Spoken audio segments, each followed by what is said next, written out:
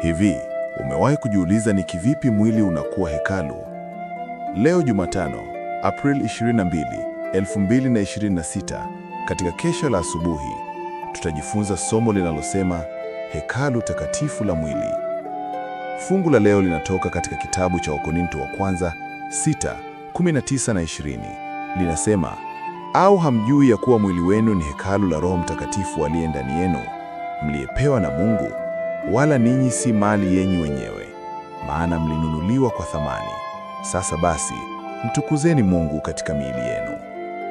Ule ukamilifu wa tabia ambao Bwana anautaka ni kuufanya mwili wote ufae kuwa hekalu kwa ajili ya ukaaji ndani wa Roho Mtakatifu. Mungu hatakubali chochote pungufu ya huduma ya mwanadamu katika ukamilifu wake. Haitoshi kuweka katika vitendo sehemu za mashine ya mwili ulio hai.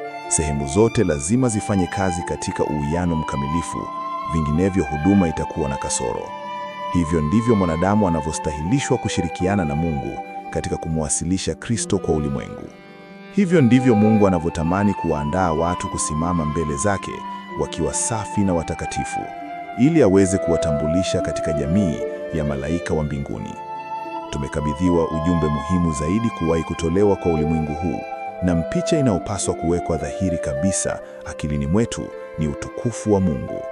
Hebu na tuwe waangalifu kwamba tusifanye kitu chochote ambacho kitadhoofisha afya ya kimwili, kiakili na kiroho, kwa maana Mungu hatapokea dhabihu inayougua na iliyo najisi. Uangalifu lazima uwekwe katika ulaji, unywaji, kuvalia na katika utendaji kazi, tusije tukapungua kwenye ufanisi wetu na kushindwa kufanya kazi yetu iliyotukuzwa zaidi katika namna nzuri, ili kwamba matokeo ya taabu yetu yaweze kudumu hata milele.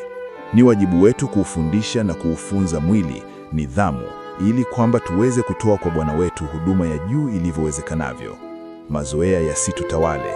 Hatupaswi kuubembelea uchuu wa chakula na kujiingiza kwenye matumizi ya kile ambacho si kwa faida yetu tu kwa sababu ya kutidhia ladha, wala tusitafute kuishi kwa mpango wa kujinyima chakula kwa wazo kwamba tutakuwa tunawaza mambo ya kiroho na kwamba Mungu atatukuzwa.